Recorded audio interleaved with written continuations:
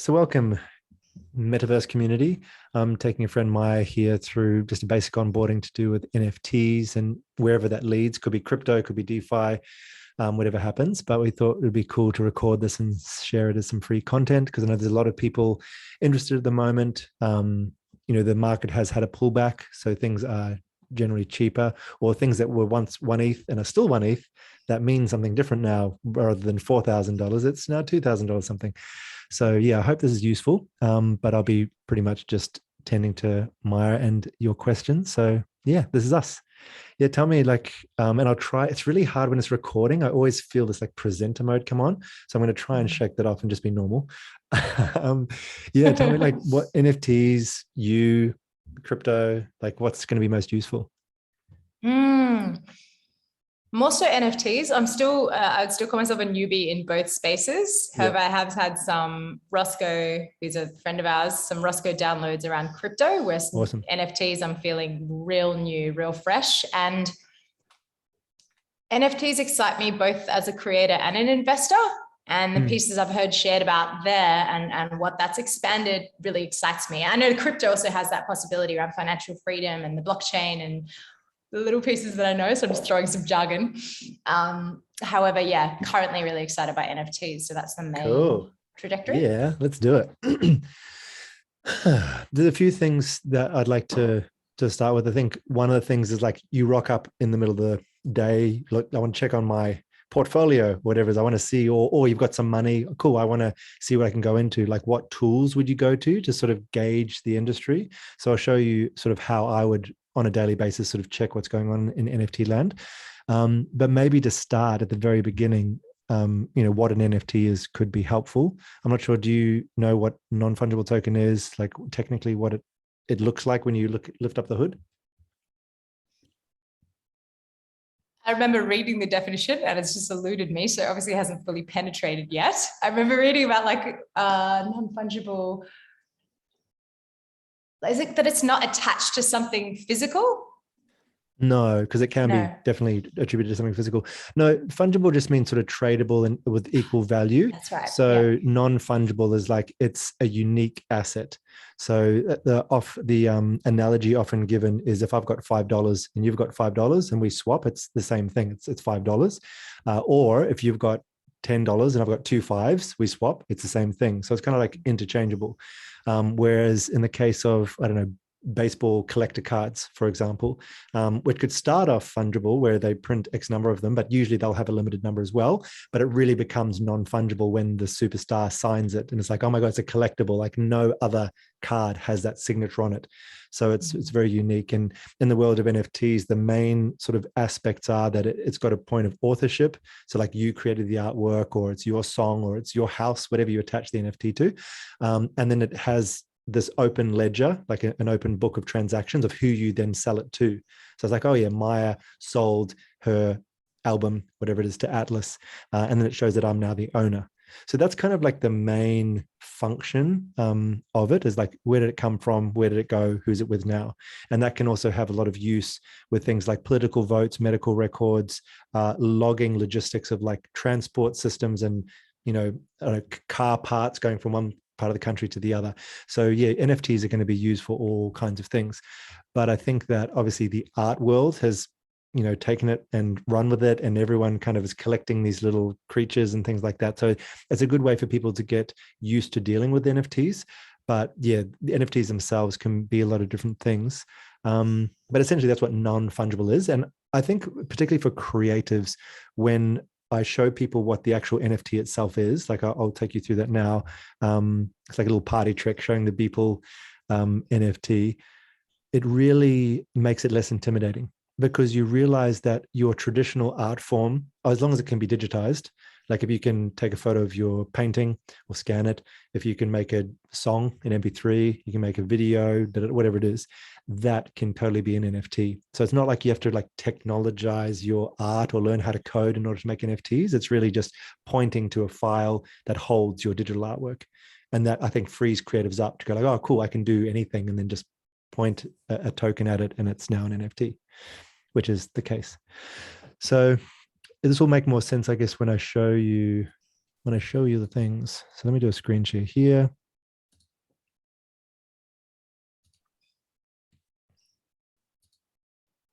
Cool. Can you see my screen okay? Mhm. Cool.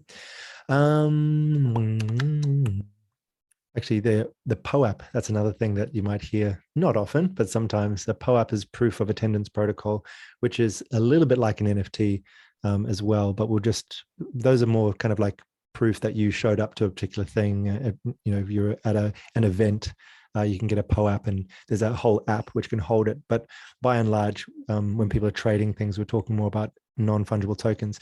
So in March of last year, Beeple, who's this digital artist who was giving all his work away for free for many years, he minted and sold a particular NFT. Let's go here, Beeple, Christie's, and it was sold at Christie's auction house, which is like a legit old world kind of art. I don't know if they sell furniture or whatever, but it's an auction house. And I think, if I'm not mistaken, it was the first time they'd sold a digital artwork. And it also was very much for artists on the other side of it, not only gave them a nod like, yeah, you're legit, but it also showed you can make a hell of a lot of money, which a lot of people have done since then, because he made $69 million selling an NFT. So the NFT itself was about to show up on our screens. That's the thing. As you can see there, sold on the 12th of March for 69 million USD. And what it is it's the first 5,000 days of his creation. So every single day he makes an artwork. And you can see up the top left there, it sort of starts with more like sketches and then, so it's just this whole montage of all his work. And so it's obviously a significant, now it's very significant because it in many ways opened the floodgates for that whole 2021 big bull rush on NFTs. But what it is technically is simply, or here's the token ID of the non-fungible token. And here's the smart contract address. So a smart contract is basically this algorithmically, or just actually I should say programmed agreement that can execute automatically. So that was one of the big things that shifted Ethereum into the spotlight, from say Bitcoin, which was a store of value. Vitalik Buterin and the whole team behind Ethereum wanted like a world computer, so to speak. So rather than just being a store of value, they wanted an operating system that you could build on top of.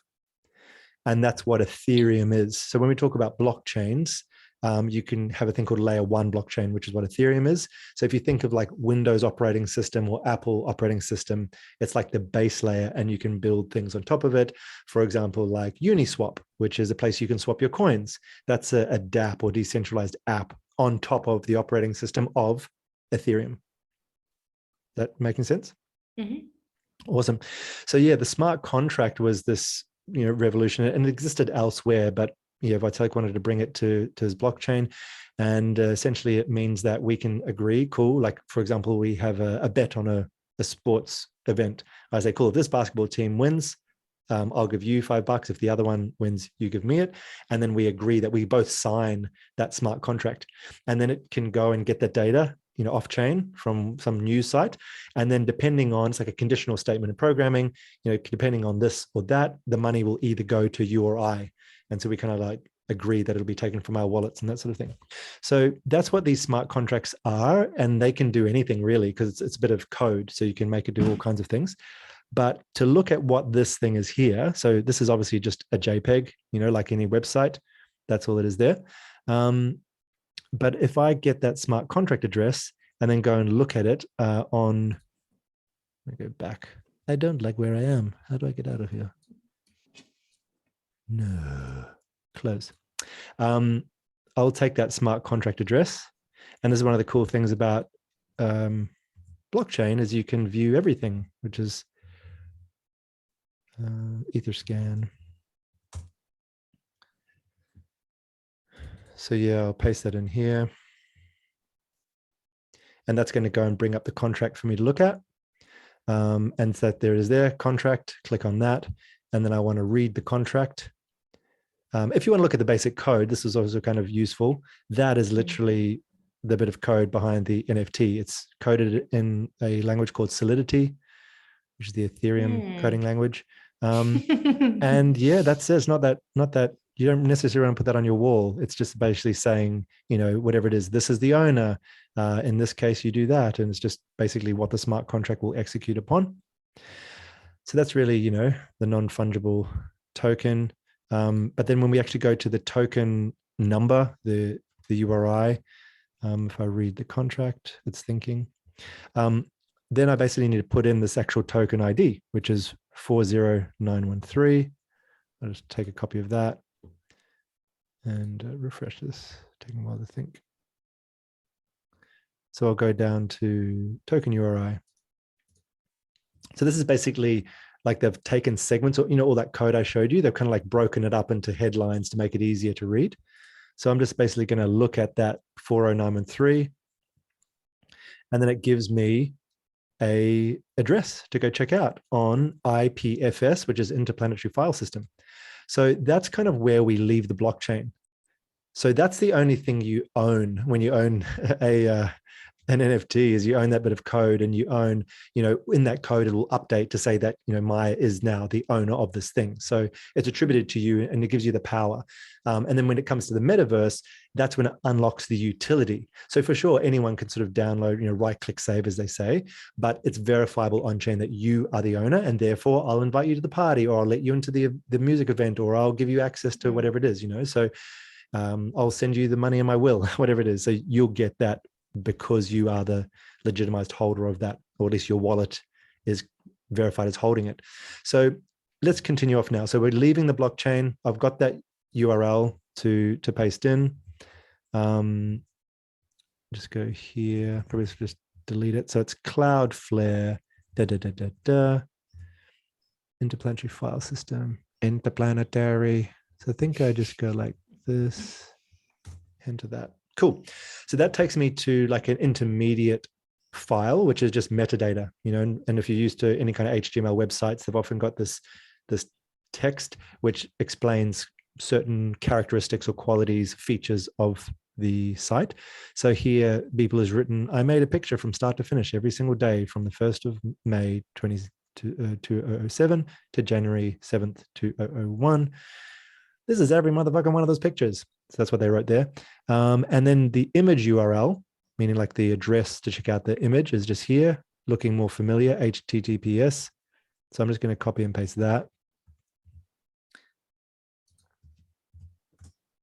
And there it is. Like there's the actual JPEG that someone paid 69 million for. As usual, right click, save image as, and I can just save it on my desktop. Millionaire status. Cool. So then, yeah, that's the actual thing. But of course, all of if there is other auxiliary rights, maybe I get to meet people or whatever else is, I won't get those rights. So yeah, it's really sort of showing the value. We are selling the value of the culture, of the community, of the exclusive rights and a bit of ego. Like this person owns this really famous NFT, so people like to do that. And of course, there's the trade value. Because we value it, someone else might pay 75, 80 million in the future. So, which is speculative, as a lot of things are. So yeah, that's just kind of giving you the basic idea of the technical aspect. And when I really saw that, I was like, oh, it's so simple. It's really just a pointer. It's a link. That's all it is. It's like someone owns the thing that this is pointing to. And interplanetary file system is like the main thing that people store their assets in, but you can really have it pointed to anything you want, like a Google Drive or a Dropbox or whatever it is to get your assets. Mm-hmm. So that's like the technical part. Also, there's different types of NFTs. So there's different protocols or like standards, like it can do this, it can't do that. You have to write it in this way, etc. And some of them are simply an NFT. Others are composable, meaning like you've got a thing, like an image or character or whatever it is, which is unique, but then it can hold fungible things. Like you can imagine you've got a car and it's got petrol, and the petrol can be used up or refilled. So that's a fungible kind of unit, but it's sort of held within the other NFTs. So you can compose them together. And there's another company called Charged Particle, which is having these nested NFTs. So your NFT, whatever it is, Bored Ape, whatever it is, can actually hold another one, like a cool cat inside it. And so you can have this interesting like NFTs within NFTs within NFTs. Is that like generally something that's an Easter egg that's in there, or like this NFT is a babushka NFT with many NFTs inside, or it just depends? It totally depends. It's just a creative. It's like, as a painter, you learn how a paintbrush and paint works in a canvas, and you can sort of do anything with it. So it's not really used that much like that. I mean, really, the stock standard is simply an image attached to an NFT, kept there off chain, but in interplanetary file system, and then you own it and you simply display it on your Apple Watch or in a digital gallery, and you sell it if you want to at some stage. So that's really mostly what people do with them. But yeah, there's all this innovation around, well, how else can we, use this bit of code? And that's one of the things, NFTs inside NFTs. Or It even could be on like an that, album, maybe like an album NFT that has like 12 song NFTs in it. Could be an example. or even on the art gallery front, because I was leaping in because I'm excited by the implications of it. When I was thinking purely of images, I was like, cool, I know that value is made up. However, it's interesting that people are paying lots of money for these digital images, because there's an aspect of me, I guess, that still feels less connected to the virtual world. However, I had a friend who also saw when I wrote that I was exploring NFTs, and he sent me a link into his gallery, like, because him and a few others have invested in a few different projects. And just being inside the virtual gallery actually brought like another buy-in from me, actually being like, oh, this is really actually quite cool.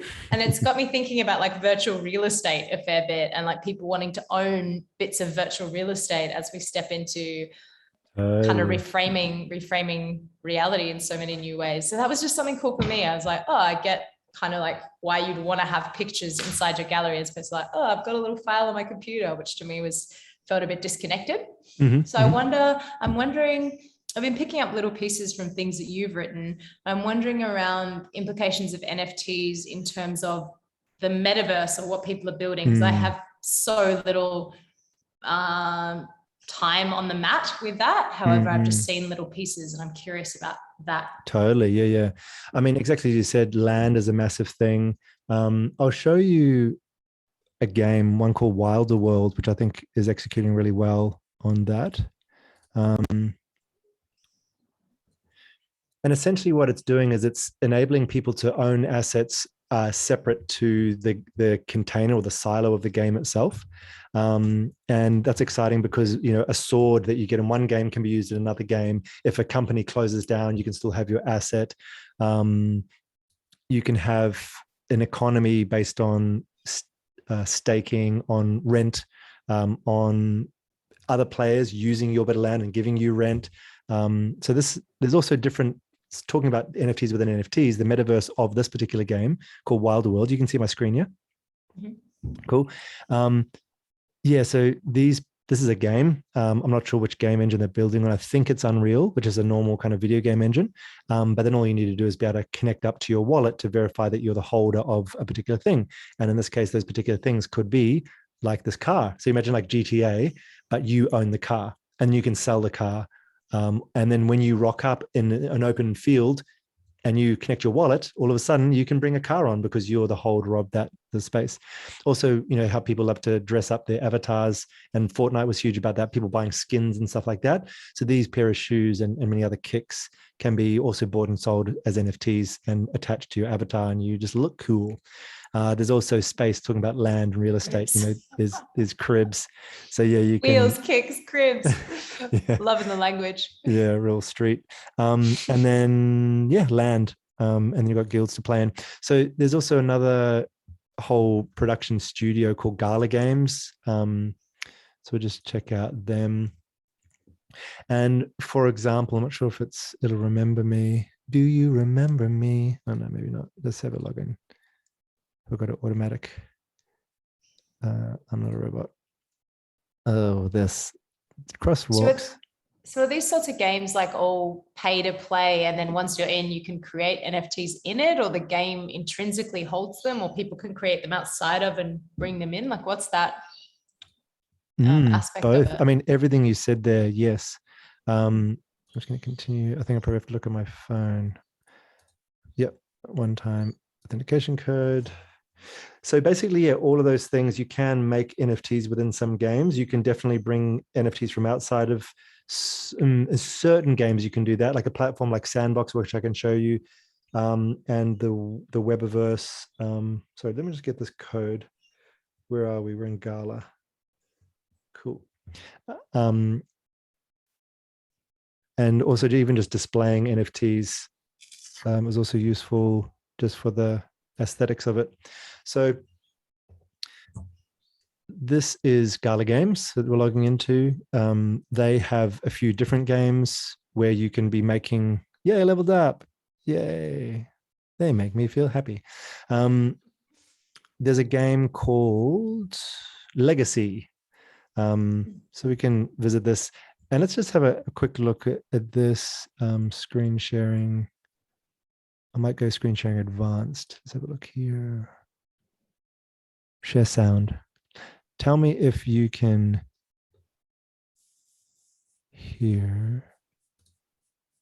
So, okay, well, we don't even have to watch it. Basically here, they're doing one of the things you asked about. You can come to the store and get little pieces and sort of, weld it together. And then I could have created this $30 NFT and sell it on the space. I mean, obviously that's kind of limited because you're just literally using the different pieces and colors and patterns and things like that they've pre-created. And then you can also go to something like Sandbox game. And they've got actually a tool called Vox Edit, which I've got here. Where is it there? And Sandbox is kind of an unusual situation because they are a game. They've got games inside them. They're also like a social platform. You can also build games. So it's kind of like a game engine. And you can also create these, as you can see here, there's a modeler. And you can, create a new asset. I won't go through the process of creating one, but and you've got an animator. So you can actually, this is a lot more like hands down into the guts of it, and you can really build it however you want and rig it. And then you can bring it into the Sandbox game and run around as an avatar. I'm not sure how interoperable they are with NFTs outside of what they've made. I haven't tried to import my own kind of 3D models or anything like that into here. But I think they're the kind of platform that you can do that with. And but then the other way around, so you could create something in Sandbox and then take it outside as an yeah, NFT. that's right. As long as they allow you to export, which I believe they do, you can export it as what they call an OBJ, which is just like a 3D format similar to JPEG is a flat image and PNG, and then an OBJ is like a 3D kind of version of that. There's a really cool, just trying to show you all these things on the run, but Dank VR, he works on this game. What's it called? Just want to show you a few of the different ones. Well, there's World Wide Web. This is kind of an interesting one, which is just web with 2b's.game. And this one, they've created this kind of retro, let's play now, kind of a retro looking pixelated game, but their key thing was interoperability with a bunch of different people. So they've taken different projects, NFT projects, and they're allowing you to attach your character into this game. I'm going to play this.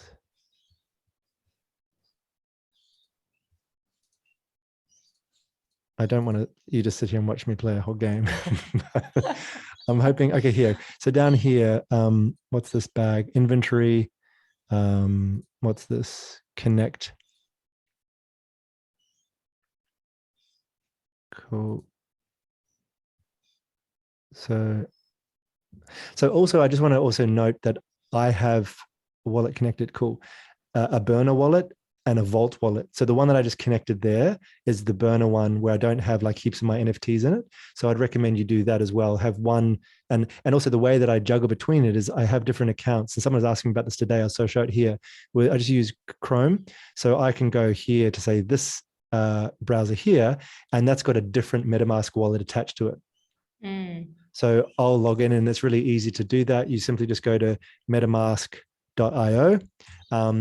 And then you download, which really just means attach the extension. You click that little puzzle piece, and then you pin it so that's always available and visible. And then when you want to log in, you just simply click there and you just sign in with your password. And that password is particular to this iteration of the wallet. That wallet, isn't in the browser. If I was to lose this whole laptop, I can always come back with a seed phrase, which is different to my password. It's the one that is linked to the actual record on the blockchain that you hold all these assets. And then you could go on a completely different computer, enter your seed phrase, and then blink, you'd have the same MetaMask wallet linked to your assets. And another thing is that no one ever needs your seed phrase. So if you ever get a message saying, oh, please just verify by giving us your seed phrase, like that's a scam. Just never, never, ever give anyone that. So that's how I shuffle between my wallets. I've got my main NFTs across a few different wallets, just so that if one doesn't get hacked and drained, I don't lose everything.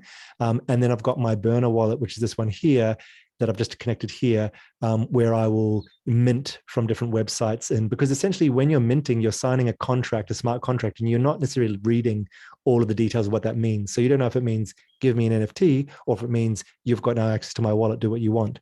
So generally I recommend people have a burner wallet. You put the money in just to mint, you buy the NFT through that, and then you transfer it across to another place. So the way that I would do that, this is kind of, we're a bit all over the place, but all of these things will be in your day-to-day use.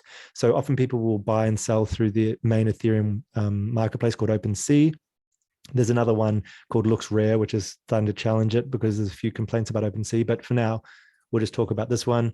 So this is, my wallet here. Here's some NFTs. And then if I wanted to send it to my other safe wallet, I would click here and then do transfer, and then I would put my other wallet's address there in that space, which I'm not going to do right now, but that's how I'd sort of keep things safe.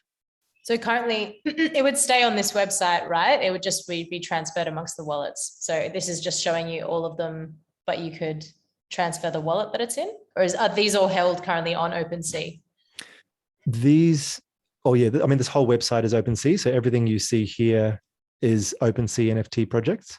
And then when you link your MetaMask, it automatically creates your own account in OpenSea. So you don't have to like on Facebook, when you sign up, you don't have to put your name and number and It simply identifies you through this browser extension. What I meant is the ones that are on there, the one that I'm collected. Yeah. So everything that you've got here, are they being held in OpenSea or are they held in your wallet, but this is just pointing them correct. Over there? Exactly. So they are NFTs on the blockchain. If OpenSea died tomorrow and collapsed, it's not like it takes it with me. It's custodial, meaning that I'm holding it. And OpenSea is simply just pointing to the blockchain and just displaying it. So if I go to another place like the Weber Worlds, this place here, I was hoping that I could just, I am connected. I'm not sure how to play this, but essentially there is an option here where you can actually play as your NFT. And so I was hoping to be able to select him, but it's no work. But to answer your question, yeah, it's not actually in OpenSea because that would be like being a centralized exchange. So if you use, okay, I'm not going to play that game. But anyway, this is one kind of metaverse example.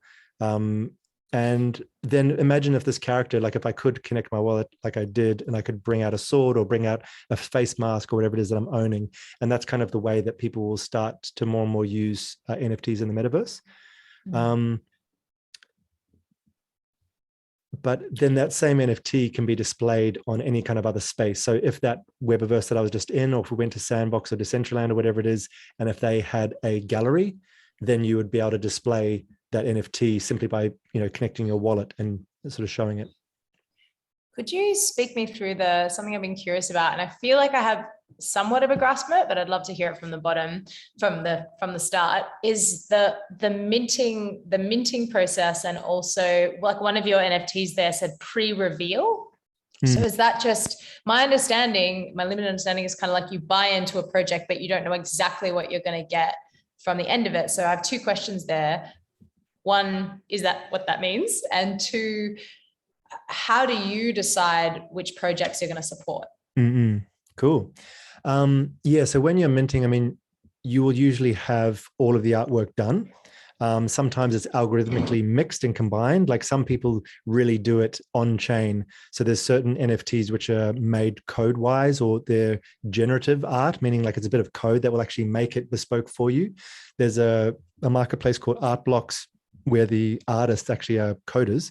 And then when you mint an NFT, you're kind of activating or doing a run through that code, and it's going to make something unique for you in that moment when you mint. So that's like a generative process or like algorithmic art. A lot of projects aren't like that. Instead, what they'll do is they'll have this like template, like in like a monkey or whatever is standing there, and they'll create something like a Photoshop document with a bunch of different glasses and hats and this and that. And they'll all be separate layers.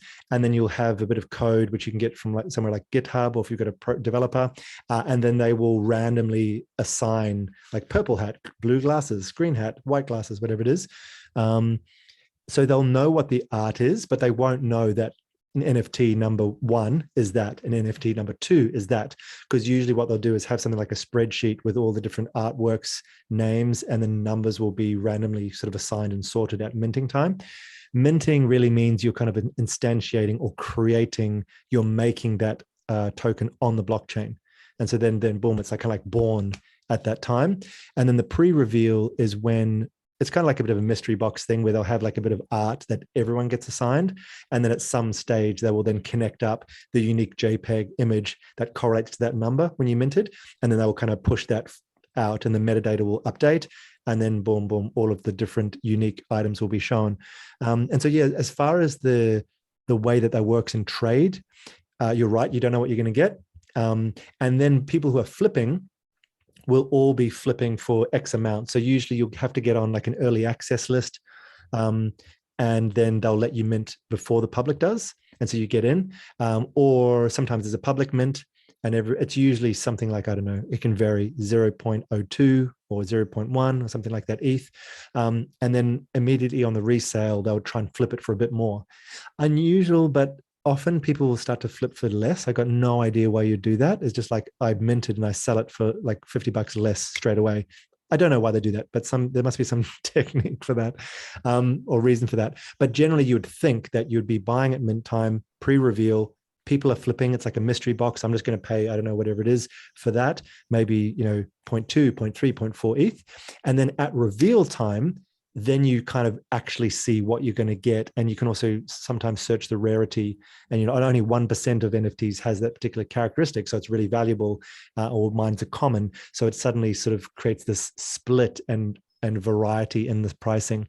And you saw that with things like, what was it? Mechaverse. There was this like big mecha robot project that was really overhyped, and everyone was really excited, and then they pre-reveal, people were paying like 3, 4, 5, 6 ETH, and then at reveal time people weren't as happy with the art, and of course people that didn't have rare ones got even less. It really dumped right down.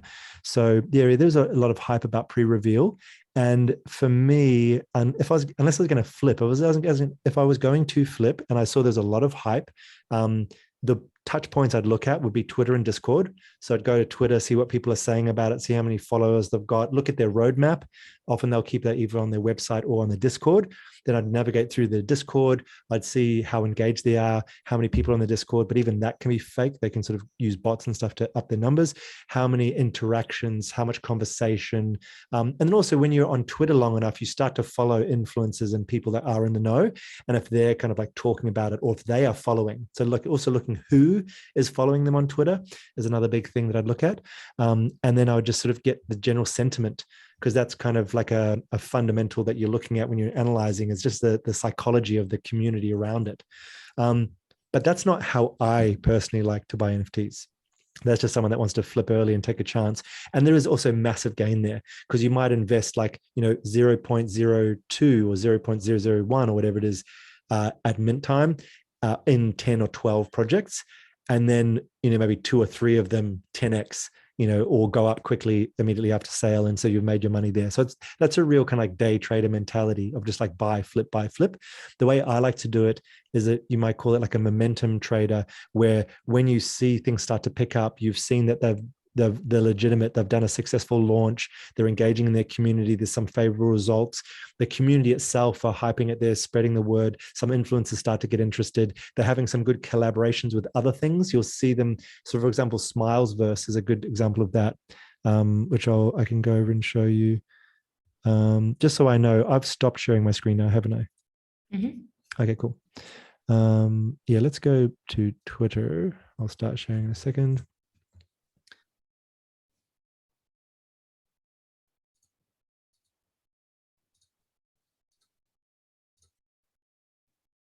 So yeah, Smilesverse is one that I bought into fairly recently, kind of late. And what I'll find is that I will pay more, but it's more assured to be successful. So yeah, these guys, they've been around for a while, several months. But what I started to see was that they started to have a lot of AMAs, Ask Me Anythings. And these are often held in Twitter spaces, kind of like a bit like what was the other one? Clubhouse, like these audio kind of spaces. Not sure if any of them are happening right now. Often they happen in morning my time because it's like evening in the States. But you'll often see around one of these Twitter profiles like a purple circle. And then that means like a Twitter space is being held. So it kind of shows that they're accountable. They're doxed in some way, meaning their documents are seen. They are accountable as people in some way. And so you say a purple, so I missed that a little bit. Did you say a purple circle? They have a purple circle? A purple circle. So around this profile picture would be a purple circle if he was or she was holding a Twitter space currently. It looks like no one is. Otherwise, it would be great to show you. If I was on my phone, is that like they're currently online? No, it means they're holding a chat room. Oh, okay. So that's kind of like the social hangout / chat to the community, ask us questions, tell you about progress, all that kind of stuff. So if your project is having AMAs, Ask Me Anything, usually on a Twitter space, attend them. And the thing with Smilesverse that I liked was they had these, and I could hear the people talking. I heard the background and what they were doing. And then I also started to see people that I respected doing collaborations with them. So up the top here, you can see that collaboration with the Hundreds. So I'm scrolling, it's probably annoying. But here, the Hundreds. So they're doing a collab with these guys who are doing merchandise with them. And also one of the other guys from another project I follow, which is the Glitches. This project, there's a guy named Daniel. Here he is, Daniel 100th. He's kind of the project lead for the Glitches, which I like. And then he started doing a lot of posts about how he was, really bullish, which means like positive or optimistic about the Smilesverse. He just bought like 50 of them the other day, I think. So this is probably not very helpful. I'm just trying to scroll through, trying to find these tweets that I saw that influenced me. But here's another one as an example. So this guy that I know, is instrumental in a lot of projects. He's enthusiastic. He bought and often talks about this guy here, Drifter Shoots. So then I might go and follow, which I have done, follow Drifter Shoots. And then I might go to Drifter Shoots link tree and go, like I wonder who this person is. And then I might go to the website to find out about them, or I might go to often there's a Discord or something like that.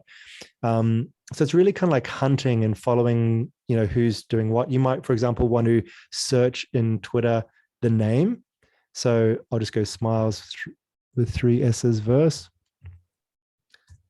And then I'll go through Twitter and be like, all right, cool. How do I do? So here, lots of hearts, lots of engagement, 11 people shared.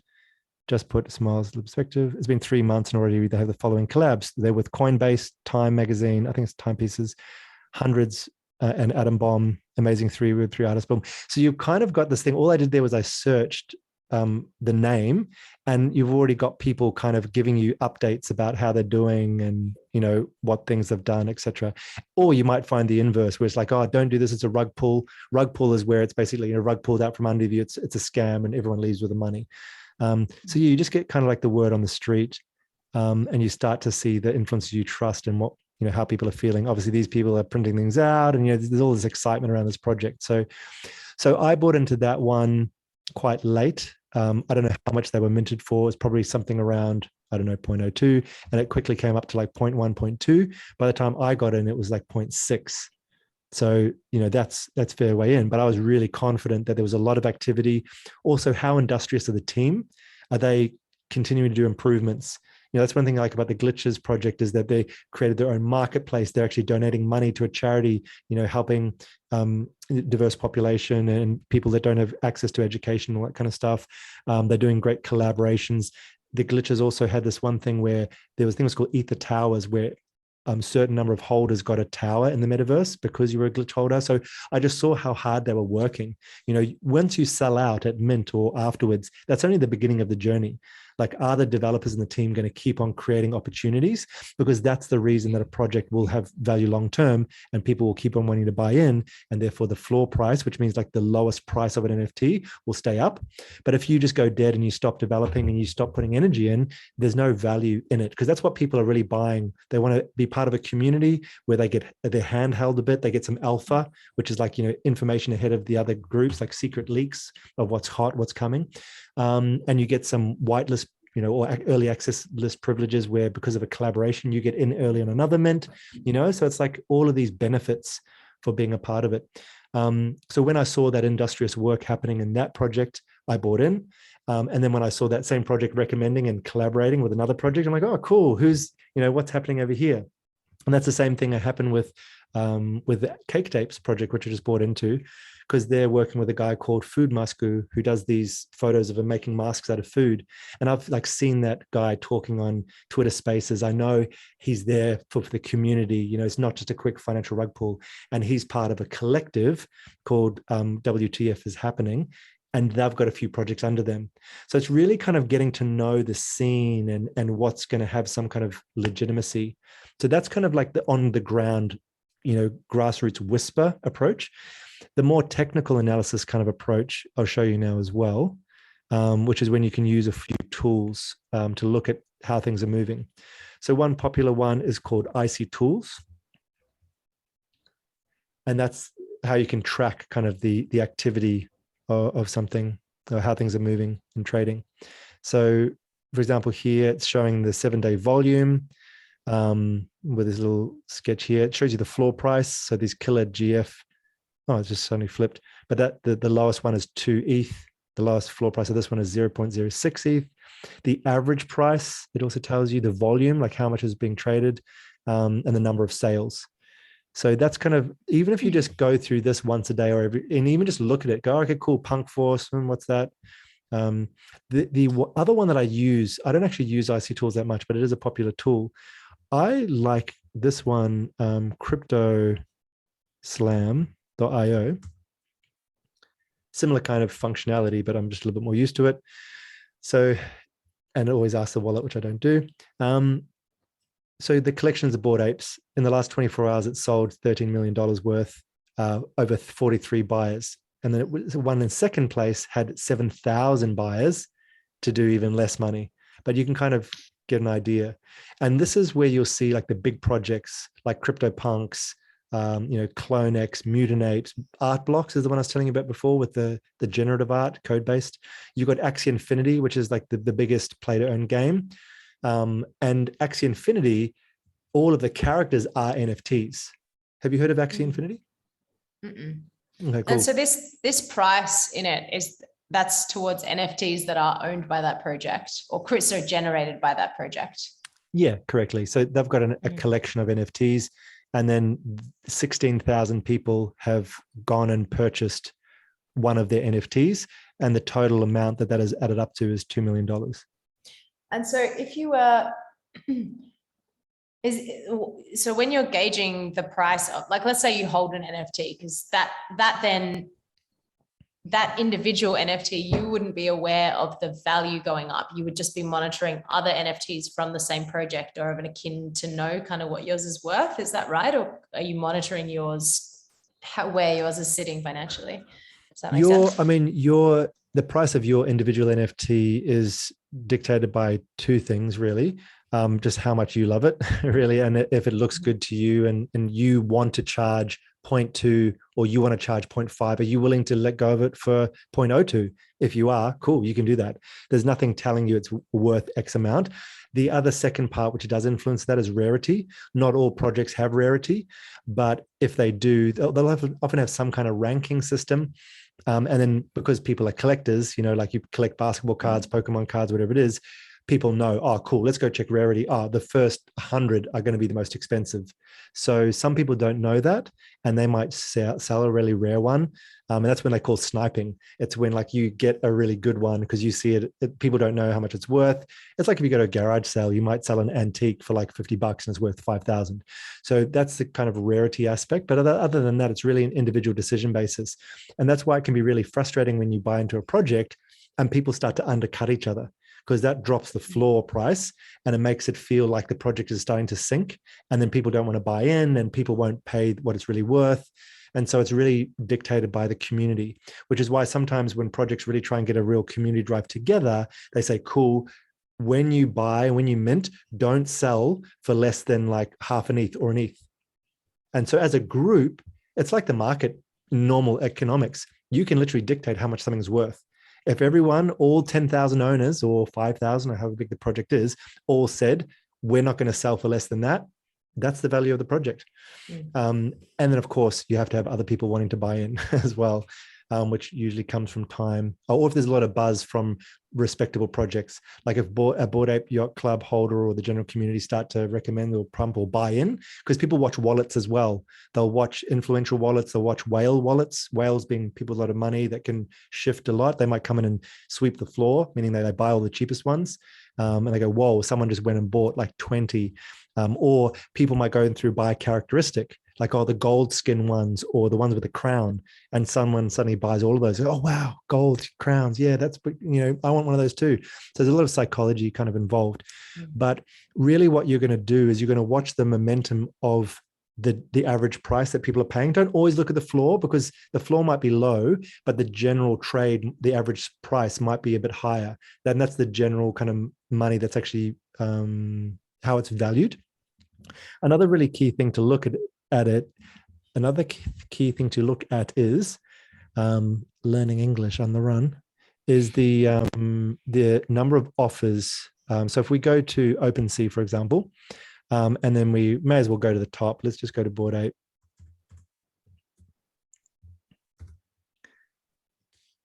That's the other thing to look at. See this little blue star? That means it's a verified collection. Which means that OpenSea says that this is the authentic holder. The very first NFT I ever bought was a scam one, because I just simply put the name and number of the NFT I wanted to buy, because I'd previously seen it on the collection. And people will simply upload the JPEG that they've right-click saved, give it the same name, and hopefully that someone noob like I was a few years ago will buy it, which I did.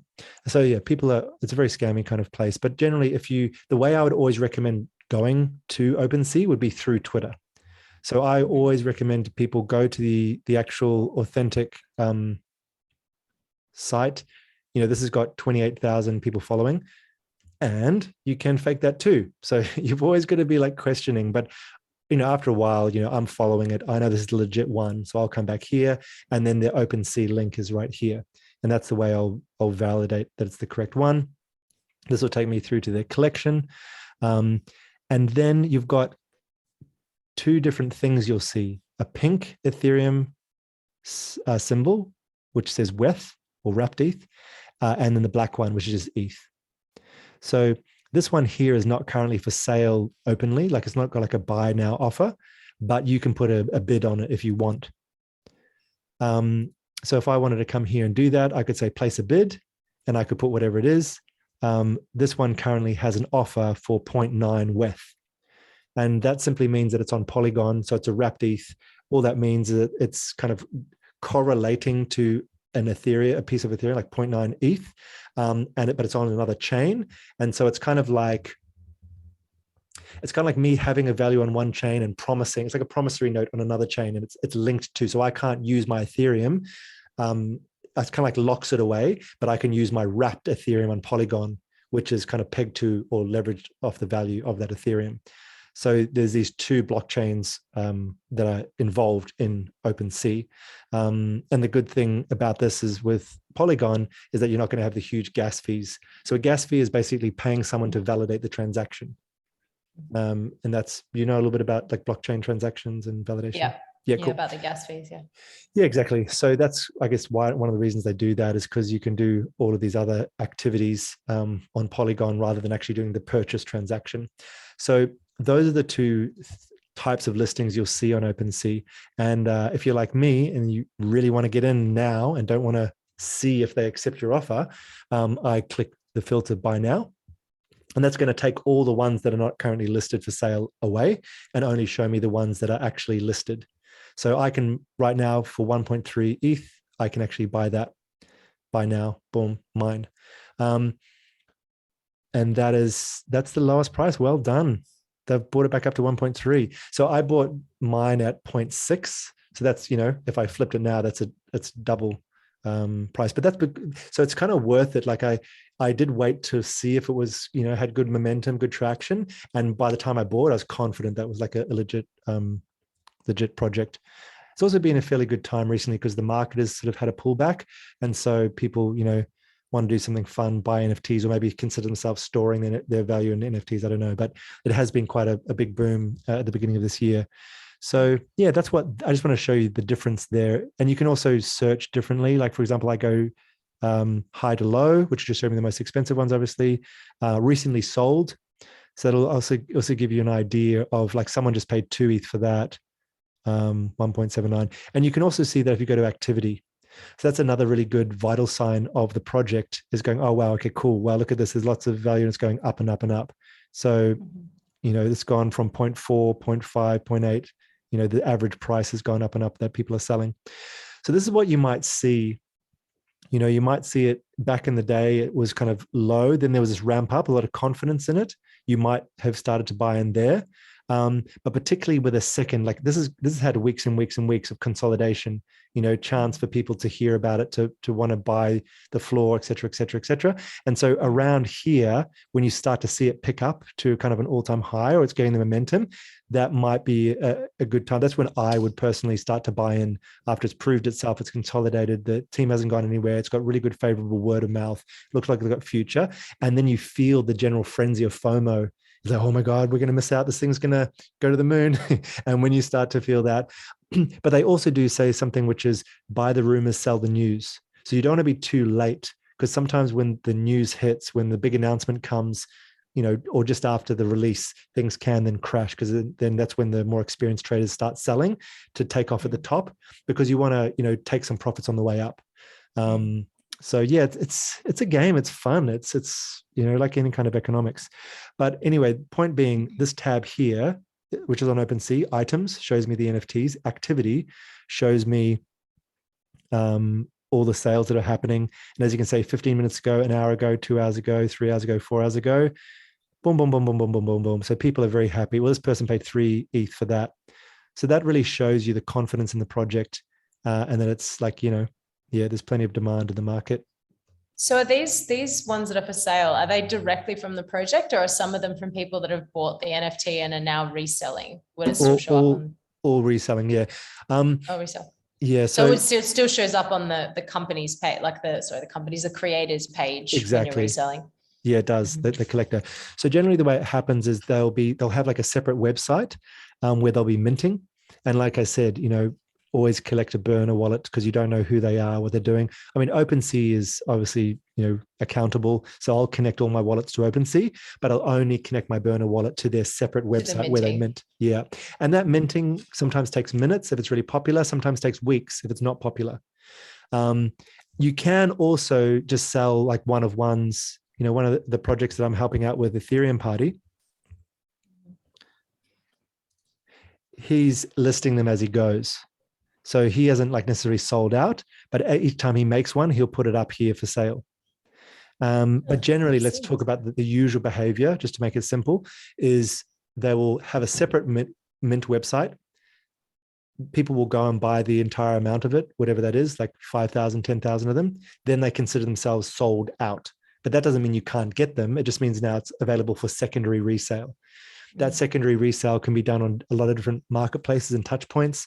All it takes is the artist or collector to kind of create the collection here, and often it's done on OpenSea. And so, yeah, when we go and see these ones, we'll just vary it just for fun. Let's go and see like party bears or something.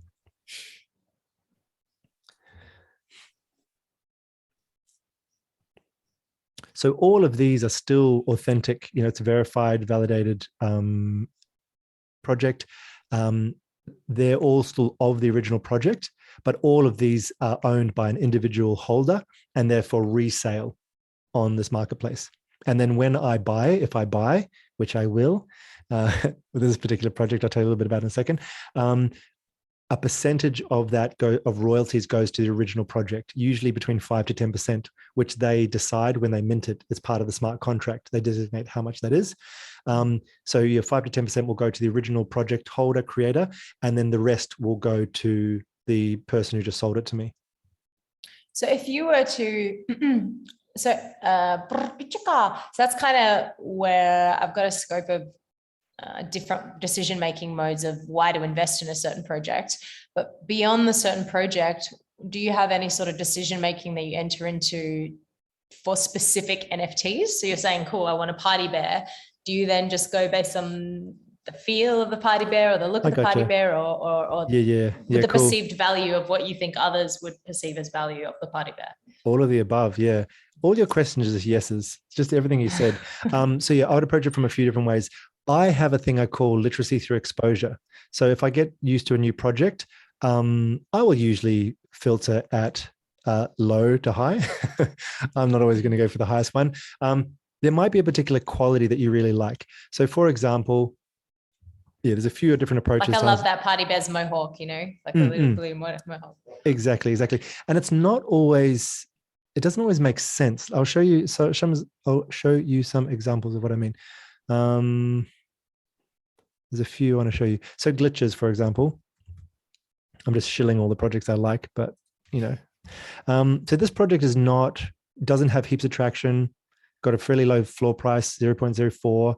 But the guy involved in the team are very innovative, and I believe they're going to keep on showing up. And I do believe at some point, this will sort of blow up. So that's why I personally, this is not financial advice. People always say that. It's true. Mm-hmm. Just as a collector, I personally like these and hold them. But, you know, if I look at the floor, I don't necessarily love the average kind of one, particularly because I hold a number of these already. I might want to go and look at a particular characteristic. So on the left here, they've got their properties. So for example, glasses, I'm a real sucker for VR, 3D glasses, all that kind of stuff. So I might click that. And now I'm looking at all the characters that have VR glasses. And so I might want to buy. And then also I might go, do people like VR glasses? Well, there's 0.1, 0.2, 0.3 ETH, 0.4, 0.7, 0.9, 1. So there's only like 6 under an ETH. Even though there's a lot available, only 6 with VR glasses are underneath. So that particular property or characteristic is valued in the collection. So then I might sort of just hunt that. Another one I like is I like androids. So if I go to skin and go to silver, that's going to show me all the robot ones. And they're still actually reasonable. I might grab one of them.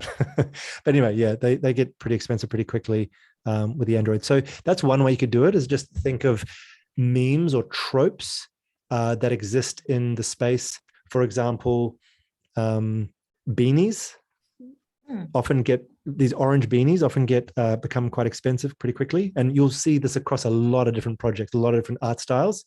It's like just one of the memes of crypto NFTs, orange beanies, 3D glasses, VR visors, smoking a cigarette, blowing bubble gum, or being an ape, a zombie, an alien, or a robot.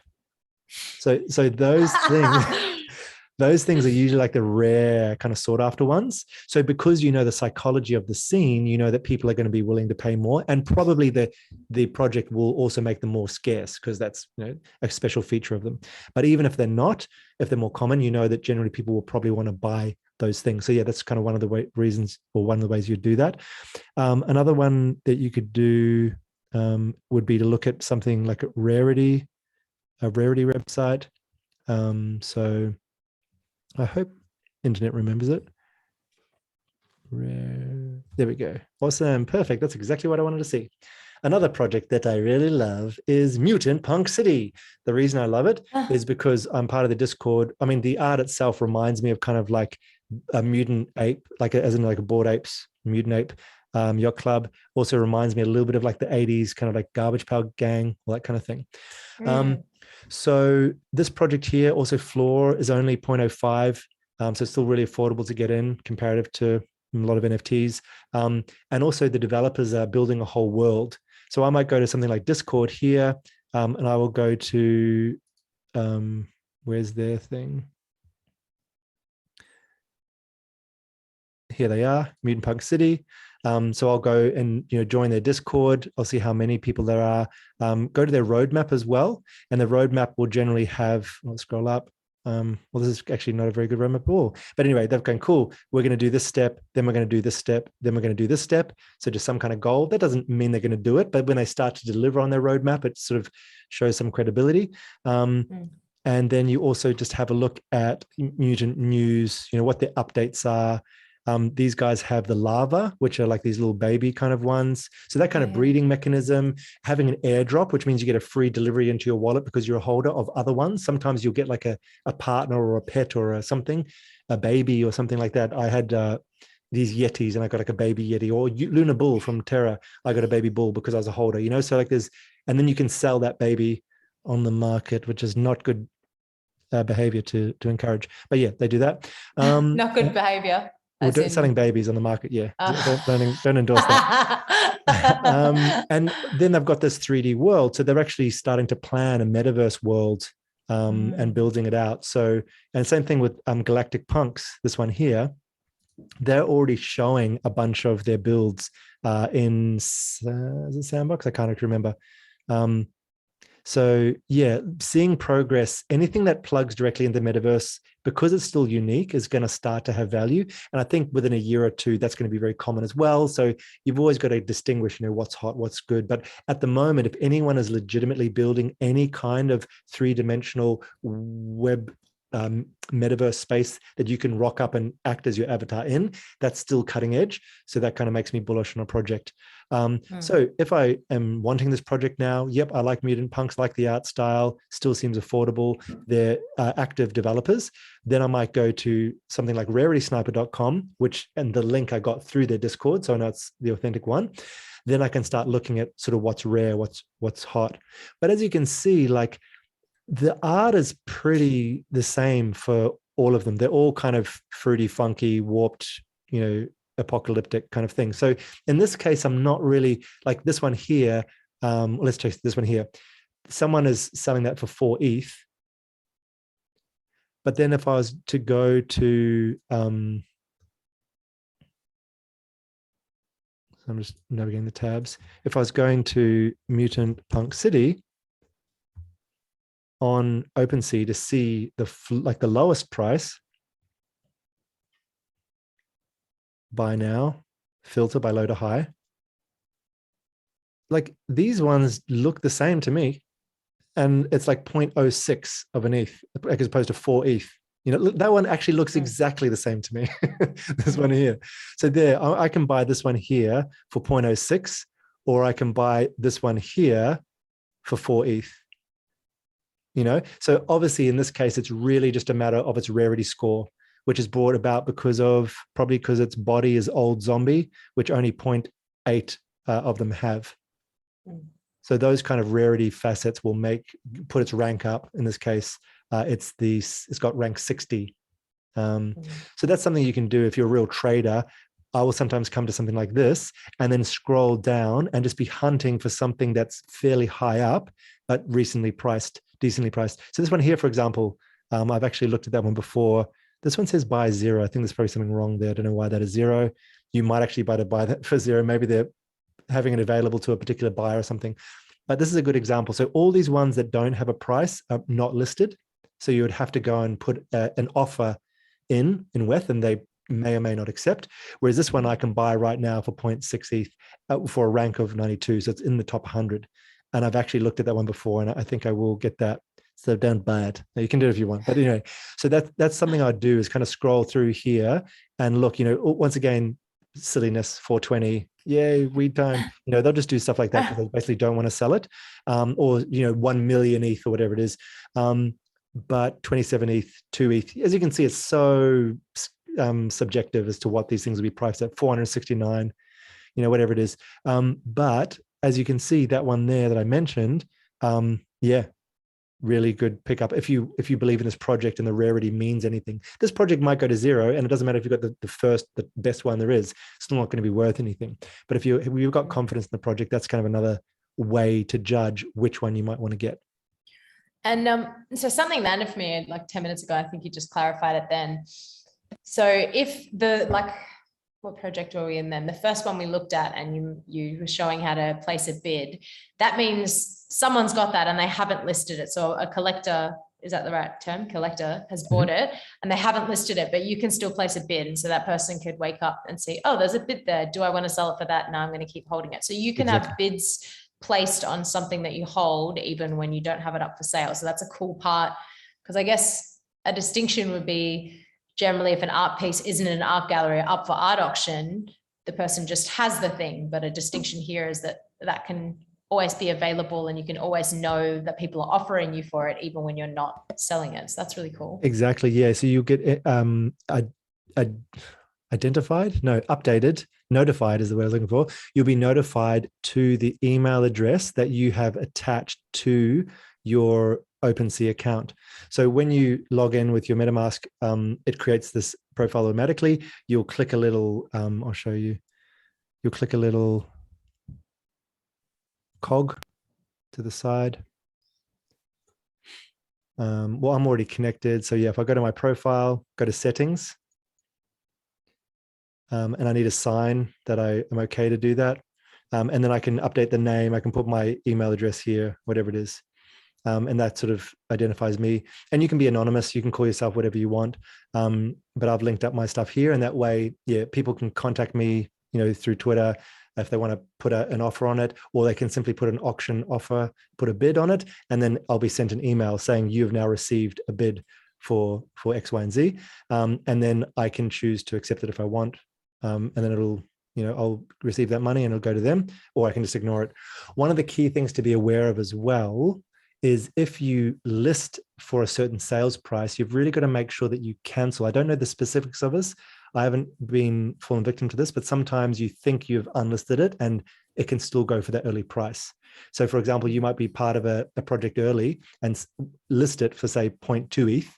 And then you go, actually, I don't want to sell now. The project starts doing better. You unlist it, you delist it, and then it goes up to 0.6, 0.8, and that's worth 1 ETH. And I can't remember, you've got to go in specifically and press cancel. There's a particular thing. I'm not being much helpful other than telling you there is a possibility if you've listed once that it will be taken for that price, even when you think you've unlisted it. So I'd just say if you're in that situation, or if someone's watching this recording, yeah, just do a bit of research about that. The reason I know about that was because recently my good friend Daniel had that happen to him recently with one of his smiles, where he just went and bought like 50 of them for around an ETH, and then one got sold for like 0.2, which you can imagine would be pretty frustrating. Atlas, in the vein of the playful absurdity, have you realized that your name altogether is At Last All Is Man? That wasn't planned, but yeah. Very fitting. I realized that after the case, yeah. At last, all is man. Yeah, it's and it's interesting because Bravo Child was my previous name. So I've gone from child to man, which is, yeah, very fitting. So, yeah, this is the one. So OpenSea, I just bought some smiles for that. And one sold for 0.29 due to inactive listing. So that's something just to be aware of. If you do that, make sure that it hasn't been put to an inactive listing. I've even heard that if someone lists it, I don't know how that would work, and you buy it, it comes into your wallet, or maybe if it just gets transferred to you, it can still have an inactive listing on it. So that's just fear, isn't it? I don't know how to change that, but it's something you go to the individual one and you press cancel button to stop it being listed. Anyway, that's probably not going to happen. Yeah, any other questions? I'm just trying to think of anything useful that you should be aware of. The main thing is, as soon as possible, if you start to get a lot of NFTs, get cold storage. So a hot wallet is one that's like an app, like a browser-based thing, like MetaMask. One step away from that is a centralized wallet, like something like Binance or FTX. These are exchanges where they kind of hold your money for you. You've got an account there, but essentially it's in their wallet. And if that company collapsed or ran away, your money would go with them because technically it's not yours. They say not your keys, not your crypto, meaning if you don't have like a seed phrase that directly attributes itself to that wallet, it's not yours. So you've got these three kind of levels of security or closeness. Centralized exchange, like Facebook version of a bank, they hold all your stuff, but you've got a profile. Then you've got something like MetaMask, which is the most popular browser-based Ethereum connected wallet. But also important to note, you don't just have to use it on Ethereum. I'll just quickly show you what I mean by that. You can attach different blockchains. So for example, if you wanted to start to buy NFTs on Avalanche, you can swap over. And say if I wanted to start to buy NFTs on Phantom, I would maybe say Phantom, MetaMask, how to use Phantom wallet tutorial. No, that's not what I want. How to add Phantom to MetaMask. That's what I want.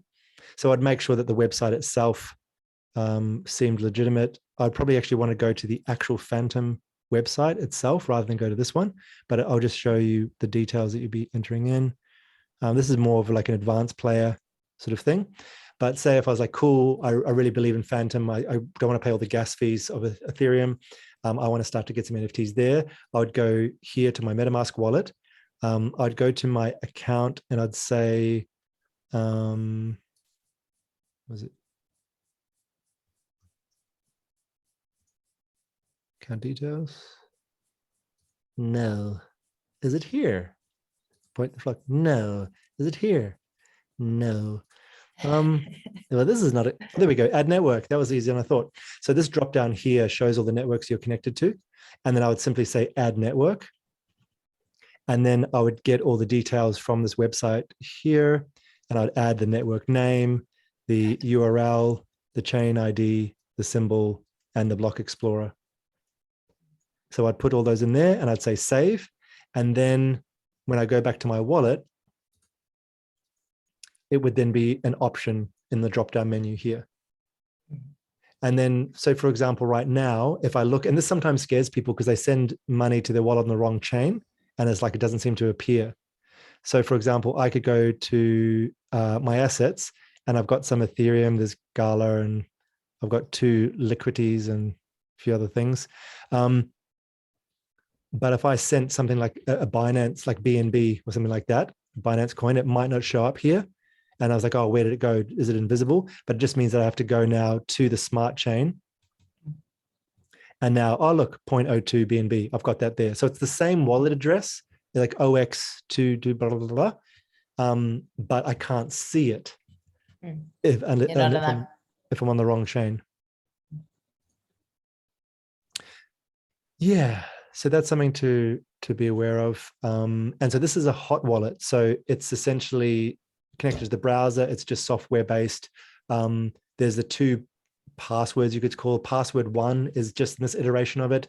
And if this computer just was destroyed and I recreated it, I'd have to create a new password for that iteration of it.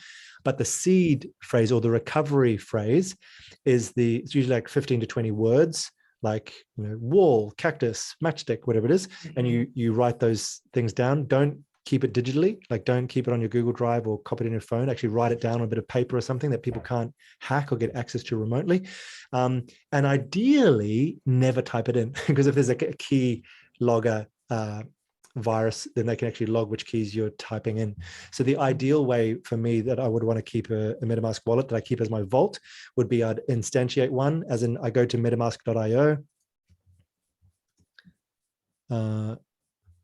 metamask.io. I click download, It connects it as a browser extension. I pin that browser extension so I can see it at all times. I go through the process of starting a new wallet. They would reveal the seed phrase. I write those 10, whatever, 20, 15 words down. And then I use the wallet. And then I can send, things to it. Even if I then remove that extension, I can still send things to that wallet because it's an address on the blockchain. And I never actually type that seed phrase in. Then if I was in some other country on another computer and I wanted to get access to those digital assets, I would have to do the same thing, install this extension, put in my seed phrase in this case, and then it would go blink and it would show all of the things that I own on the blockchain. But then, of course, by typing it in, maybe if someone's looking at your screen or there's some kind of a security thing, once I've got the seed phrase, they basically own your wallet. They can go in and they can transfer things around. And you've got lots of scams where they'll try and contact you in Discord and look very legitimate. So one of the things that I'd always do whenever I join a Discord server, I would go up here to the top. I'd go to notification settings and mute it until I turn it back on, which means like forever, so that I don't constantly get bing, bing, ding, ding, because that's really maddening. And the other important thing is to not allow people to privacy settings. Okay, this is a very bad example because I actually want people from the glitches to be able to contact me. But in most other servers, I would not do that. So privacy settings, and I would turn that off. If it's on, I'd turn it off because otherwise you'll have private messages coming and they can sometimes get you, or not really if you're experienced, but sometimes they look very legitimate. They might go, oh, hey, we're doing this early release, or oh, here's the link that you need to go to mint, or whatever it is. They'll convince you. There are also sometimes stories which you can't avoid of the Discord itself being hacked, in which case it looks like an official announcement. And what can you do about that? Like, that's pretty hard to avoid. But anything that comes in the DMs is generally a scam, particularly if anyone ever ask you for your seed phrase. There's no reason for that. The one thing that does sometimes happen is they want to verify you're a holder of an NFT, in which case there should be like an official thing saying verify as one of the channels. And then they have a bot, which is like a program thing which connects into Discord called Collabland often. And that will then go to your wallet and ask you to sign a contract to then show the contents of your wallet to verify that you actually do hold an NFT, to then gain access to some exclusive content on their channels. Generally, what I do with that is I keep it in my burner wallet. I verify. Once I'm verified and I've been given the role on Discord, then I transfer it out of there to my Vault wallet. Sometimes the NFT, like that you're verifying. The NFT that I've verified, yeah. Sometimes then what happens is you lose the role because it's like an open active connection, and they go, hey, you maybe sold that NFT or whatever. And then I'll just contact the team and say, hey, I verified. I don't want to keep my NFT in that wallet that you're connected to because I sign all kinds of contracts and minting things, but I verified, can you please give me the role? And often they'll just give you the role or allow you to keep it.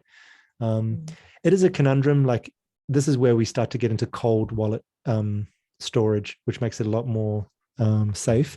Cold wallet simply means like it's a dongle, like a USB stick or some kind of other device, a Trezor, Ledger, those kind of things.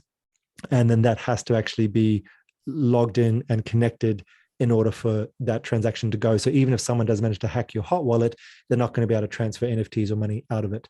So yeah, that's definitely advised for you or for the people watching the recording. Awesome. Cool. Well, that was fairly rapid pace and a little bit all over the place, but I hope that it was useful. It was so great. I have one question I'd love to ask you, which is, in this whole world, so the metaverse, crypto, NFT, I'm going to encompass it all into the evolution of ether space. What are like a few things or one thing that you're most excited about? Like what is the thing that really lights you up? A few things. One would be someone with a really rich story world that is doing a lot of innovative things with the NFTs in the world. Like, for example, Wilder World. I'm really excited about them. I think that he's creating all sorts of really interesting things to own, and it's really well cohesively built together. I think those are going to be like the next Disney or Marvel or whatever it is, people that create a really strong world that are there for the long term and give you a lot of buy-in potential with their NFTs. So that's one thing I'm excited about. Another thing I'm excited about is people doing innovative things with the technology itself. Like there's Monograph Records doing music stuff. There's Charged Particles doing the nested NFTs. There's, the Glitch project I talked about. They had a thing where you could put a mask on, which changed the metadata of your NFT, and it updated the image, so you had a mask or not. So anyone that's kind of messing with the tech, making it interesting, the Party Bears project I was showing you. So that's maybe a really cool one. I just want to kind of show you so it really kind of lands, because what they're doing is pretty crazy. So this is the Party Bears are a part of a bigger project, which I'll tell you about. But I'm not sure if you can still hear the sound, but if I press play here, can you hear music? Yeah.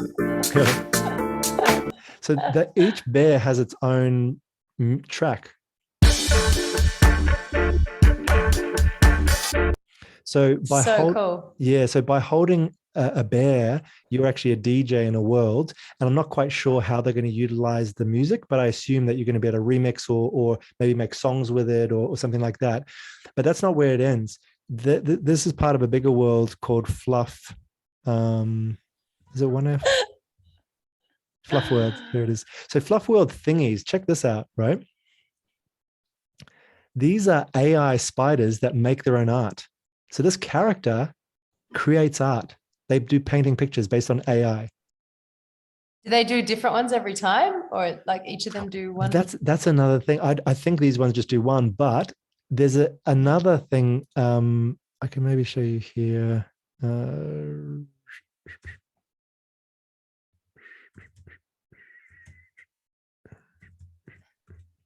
That was curious, ingrained politeness, just that as you started to put your password in, I immediately wanted to look away.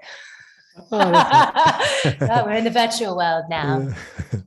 So this is Solana, which is a different blockchain. I haven't had too much success with these particular NFTs, but I've got a few of them. And the reason I'm here is because of this parasite. So this parasite continually changes and mimics itself. You look like a desk now. That's really odd. That's really odd.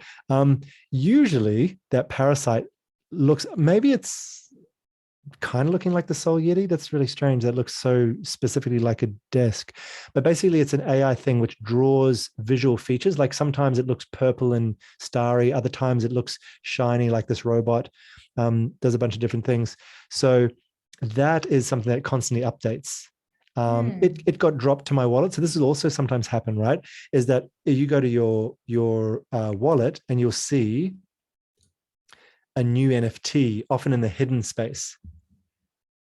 So this one here, no idea what that is, and I don't want to click on it because someone has dropped it to me, and they dropped it to me on Polygon, which means it didn't cost them anything. And I don't know what the smart contract of that is. I mean, when I get a bit more au fait on like Solidity coding and that kind of stuff, I can probably check out what it is. But for now, if you get anything, so this is in the hidden tab of your thing. You can see collected is the ones I've got here, and the hidden tab is the ones that I have in my wallet, but are not open. I could also come here and unhide, which I'll do for this one because I'm proud that I own that album. But yeah, there's just something to be aware of. So now when I go to collected, now you can see that that's now been brought to the light. Do you don't click on them based on what the coding could be? Like you don't know what the coding is? Like it's... Yeah, and this might be like an old wives' tale. Like I don't actually know if that's legitimate, but I've been told, and I haven't there's just so many things to research. I haven't dug deep enough to know if that's actually legit. I think that's probably a little bit scary, like just clicking it. I'm not doing anything, I'm just looking at it. But it'd be more like if I'm going to transfer it or sell it or delete it, I'm just not sure when I start to interact with the smart contract. I don't know what's sort of up with it. So I've been told by people much wiser than myself here, just to kind of leave those things there rather than trying to like delete them or do something with them. Someone's just sent you that. That's just been sent to you. Yeah, it just got airdropped to me. So that will happen sometimes in a project, like it might go, hey, we're going to airdrop you, blah, blah. And then you expect to see it. And it's like, yeah, cool, it's legit because I know that's sort of part of something I'm expecting. That did happen with one of my projects. I guess I can show you that here. kind of feel, yeah, I'm kind of, I don't know, the whole privacy thing. Like I would totally show you, but I don't necessarily or always like to show all my NFTs and stuff. I forgot. In fact, yeah, there's no need to do that. Basically, what I was going to show you was that I had been airdropped a few NFTs from projects that I was a part of, and I received these free NFTs because as part of it. One of which is one called MetaKey. Speaking of things I'm excited about, and I do want to go back to Fluff World, but this is I'm also excited about because this NFT, as well as looking down sexy, I've got this one here, the Captain. It is a promise from the development team who are deeply invested in Decentraland, which is a metaverse space, to give utility to this one key in as many metaverse spaces as possible. So this guy, DCL blogger, is an influencer. He's chatting it on like Gary V podcast, this and that. What's up? What's happening? I just love that it's like it looks like a credit card, and it's the idea of like that unlocks the world. Yeah, totally. I like the metaphor. Exactly, they've done the metaphor really well, and that's what it's like. Your skeleton key, it's your skeleton pass. And if you believe in the team, it's like, well, this is just going to have ongoing value. And every time they do a new collaboration, they're going to say, hey, can MetaKey holders come to their party or get a special discount or da da da. So that's one of the other things that I'm kind of excited on is the interoperability between different games and different worlds, and any projects that are really doing that. That's why I showed you before that web game one, web.game. And there's another one. It's ExoKit. This one here. This is what I'm also really excited. This is kind of a bit more like hacker developer builder, not like sort of mainstream kind of thing. But this here is a kit where you can build your own metaverse, and they give you the bits like the rooms, the lands, the avatar, and that sort of thing. And this particular, I can't remember what it's called. I think it's called Webaverse, something like that. I'm really excited about this sort of thing as well, which is it's encouraging other people to come and build and develop on top of it. It might look like a WordPress. It is. No, that's not what I want to go to. Anyway, it's another place that is basically minting their own NFTs and allowing you to bring in all kinds of other assets. And it's a real collaborative kind of space. So that kind of thing I'm really excited about as well. But just to bring it back to this, the other project I was talking about, the Fluffs. So many tabs. The Fluff World ones are exciting. So this is the same story universe as the Party Bears. And each one of these fluffs, I'm feeling sure I'm getting this right, has an AI brain. So similar to the thingies, which make the art. And they've paired up with Altered State Machine. What? And so Altered State Machine are these brains. Which are AI brains, and you can actually plug these brains into an NFT, which you would call an INFT, like a smart NFT.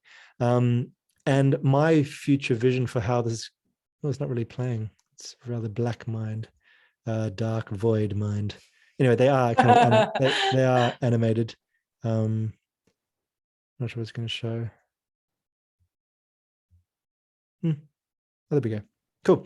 So yeah, it looks kind of fun, but the most important or exciting thing about this is that these NFTs are going to start to be these entities. It'll be a bit like joint custody parents, where it's like, oh, I was once owned by Maya, and then I played this game and I won this and I did that, and then now I'm owned by Atlas, and like, oh, what was your life like? And their lineage, their family tree will be kept obviously in the transactions in the blockchain, and they'll probably grow personalities like Her, with Joaquin Phoenix, that movie, where they become more kind of sentient, interacting. So that is another thing that I'm really excited about, is these these INFTs. And then the last one that I'm really excited about would be IoT, so Internet of Things, and having NFTs, which are getting live data feeds from real world things. Like there's one thing called Planet coin. It's in Miami, and you get this little antenna and you measure the air quality in your particular area, and that generates cryptocurrency. But then that kind of data could be fed into an NFT. Yeah, you've got this marketplace called Async Art, and Async Art has different layers, like Photoshop layers. And if it's the day, it can display a day version of the setting. And at night, it can read the time and it can flip over to a night setting. So that's kind of another kind of interactive living. Anything that feels sentient or interactive or, data bending. I think that's really kind of a cutting edge of where NFTs can be taken to. Cool. Thank you. Ta-da! The end. That was the metaverse. show. The metaverse by Atlas Talisman. Yeah. So, I mean, I think where we're heading is that essentially we are all registering our interest to be a part of the metaverse. We are getting our driver's license, our photo ID, our passports in the form of NFTs, often with a PFP. We're buying some equipment like cars and other things, maybe brains. And then we are waiting for these projects to create a metaverse. And Sandbox and Decentraland are probably furthest along with it, but they kind of went world first, and it's not much is happening there. Whereas Wilder World or Mirandus, which is a game from that company I was showing you, Gala Games, they're starting with the characters and people are buying, and then they're building up and people are buying land deeds and boats and all that kind of stuff. And then they're going to release the metaverse and there's going to be people and things to do. Same with Fluff World, they're doing it that way around. So I think that's going to be more of a successful way, rather than starting with the metaverse, starting with the characters. People are buying into the idea, forming community, and then they have a place to go and play. So that's kind of where we're at the moment. Cool. Yeah, that makes sense. So you get to like have investment into the smaller thing yet, like the character that you are, and then you get to feel excited about where that character walks. Exactly. Yeah. And that's, I think, only about, 6 months, a year, something like that away. And like I said, there are already some places doing it, like that web game, but it's very cutting edge compared to a lot of the peers. Because right now, I guess just to finish off with how things are currently being used, the main utility, meaning functional value, is simply that you get access to a members club. Just think of like a ticket to a concert. I am part of this club and they all follow each other. You're part of this new, brand. Then everyone who is part of that brand follows you and you feel like you got friends. And then you go to the Discord, which is the primary place they facilitate the community. You verify that you're a holder. You get access to special exclusive channels. And you talk to people like your friends. That's really the main value. And then, like I said, this whole alpha idea, the alpha leak, because there's so much rubbish out there, so many scams, so much money to be lost. It's really good to have some hands to hold. And so that's the other thing, that good projects like, Lazy Lions, Bored Apes Yacht Club, Cool Cats, all these kind of ones that are big projects, or Neo Tokyo, which is a guy named Alio Trades, who's really big. I definitely recommend following him. Alio Trades, Crypto Stash, I can send you some links. NFT verse, I think it is. And these people are constantly doing updates about what's happening in the space with NFTs and metaverse. And he's got his own project called Neo Tokyo, and they're very, very expensive, high floor, like, I don't know, 60, 70 ETH or something like that. But if you got into those clubs, there's some kind of protection and guidance to lead you in the right direction. So that's really right now what NFTs are mainly used for. Membership club. That's so cool, because it's really given me, or cemented like an intellectual inroad for me around it being more of a community thing than, I own this painting, which I guess that is a layer, and you're speaking to the ego piece before. However, the community building, the potentiality for community building as a creator is really exciting as well. Absolutely. Yeah. One other thing I've totally neglected to go into, which is like a bit more advanced, is the DeFi aspect. So you've got projects like Bears Deluxe, and I think CyberKong's, the game that I'm designing for SyncDAO. These kind of games basically plug into some kind of investment module where there's yield, meaning like, returns. So with Bears Deluxe, I don't quite know the mechanics, but I know they've got bees. They've got a currency called honey, and then you kind of stake, meaning like you commit, you bond that NFT for a particular use in the game, and that will give you X amount of points, or in the case crypto, back each day or whatever it is. There can be an upkeep where you might have to pay X amount in this case with bees, I think you have to feed them every 10 days, otherwise they die. If they die, you have to spend X amount of money to revive them. You can also pay a certain premium to mean they never have to eat, but then the amount of money they give you each day is less. So there's all this kind of like strategy about the tokenomics, meaning the token economics of a project and starting to use these NFTs as like financial tools as well. So that's another thing I'm really excited about. And yeah, it immediately, of course, gives value, because it's like, by holding this NFT, I'm going to make money for sure. And then it's pretty easy sales proposition for people to want to be a part of the project. So cool. Yeah. Yeah. This sort of stuff just, I guess, reiterates to me how much everything is of our construction, because now it's just like we're approaching another frontier of it. So that's a piece that always like lights my brain up, because it's like, oh yeah, create everything, and then this is another frontier where it's obvious that we're creating it. Yeah. So how much was everything else created before? And this is just a cool space to be seemingly a pioneer of. I mean, we are, and then we're pioneers. Absolutely pioneers. Yeah. And it's a big criticism that it's, all speculative. It's just another part of capitalism, and I kind of understand that. But you're right. It is all made up. I mean, there are some things which are, functional, like you can make money. That's got a value. Like, you can go to a concert. Well, I pay, whatever, $60 to go a concert ticket. What happens if I can go to a concert forever? Maybe I will pay $600 for that concert ticket. You might have discounts in a shop, like by holding an NFT forever, you've got 50% off, all these kind of things. So they do actually, well, they can be loaded with actual inherent value, but often it is kind of speculative. But I think one of the key things is we can start to correlate a monetary value to something which is ephemeral or intangible, which can be really good. If you've got well-meaning people that want to create a community project or go do water collection and purification or whatever it is, you can tokenize that. You can get investment, and it's a bit like a Kickstarter, but it's like you get ongoing value. It's this idea of universal basic equity, which I thought was a really interesting idea. Rather than, as things get automated and we wonder, like, how do we get by as a community, as a society? People say, we'll just give everyone some basic income, but morale will probably drop a lot because they're not contributing or belonging. We want to participate and be part of a community. So universal basic equity says, well, be a part of a sports team fan club, be a part of the fan club for that artist, be a part of some hangout social group. And by giving value, heart-to-heart sharing or good advice or knowledge, tutorials, education, whatever it is, discounts to your handicraft, you send them off Etsy or whatever it is, the value of that group goes higher. It becomes almost like having stocks in a company, and there's probably some legal things around it not being a stock or not having derivatives and all that kind of stuff. And I'm not legal and financial, but ultimately it has value, and people are willing to buy the ticket to that club. So as the club does better, the stocks you've got, you can also have coins, governance tokens. And a lot of these things start to be run as a DAO, a decentralized autonomous organization, meaning that all the holders of those coins get to decide the key decision-making parts of the organization.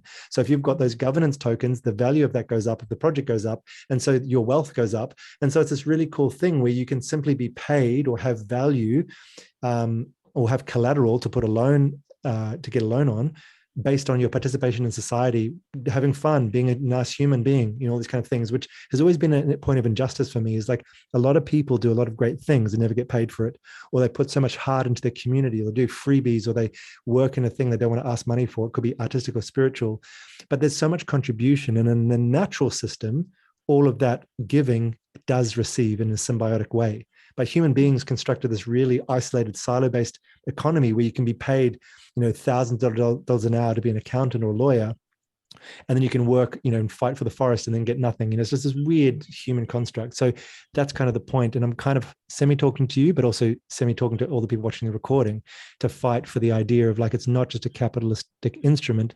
It's correlating money to, ephemeral things, but we're looking at activity and behavior, which previously was mined by people like Facebook. We've got value. Attention has value. Participation has value. Data. We're in a data age.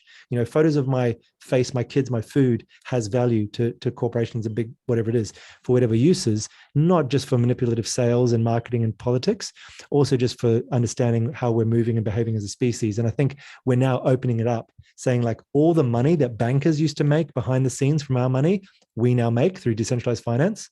And all of the ways that we could steer society and understand it from our behavior, we now own that collateral. You can use my data, but pay me for it. Don't pay Facebook for it.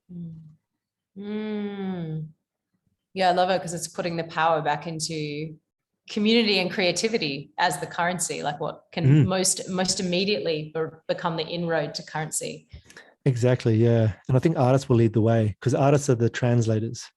They're the ones that can take something really techy and geeky and database and conceptual and then bring it down to something like a colorful monkey. Yep. Yeah. Cool. Well, thanks for going on the magical mystery tour. We might wrap up thanks here. for the safari. Thanks for the safari. I'm going to press stop here. Thank you for watching. Hope this was helpful. Spread the word. Do your own research. Be safe out there. Get a cold storage wallet. Don't trust anyone, and live a happy life.